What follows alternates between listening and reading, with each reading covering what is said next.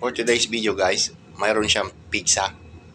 Nagawa siya ng home remedies na pizza, herbal medicine. Tapos mayroong iniinom din na antibiotics. Tinubuan siya ng pizza sa daliri sa paa. Guys, ito ay gumamela na bulaklak. Yung pabuka pa lang, yung buko. Tapos ito yung dahon ng gumamela. Lagyan lang natin ng butas. Actually, itatapa natin. Didikdikin nyo guys yung buko ng gumamela para maging ganyan ang itsura. Tapos, saka natin ilalagay sa aking paa. Wait lang guys.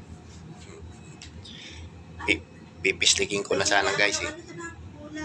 Wait lang. Ay, but it, wait lang. Yan, nagkala ko.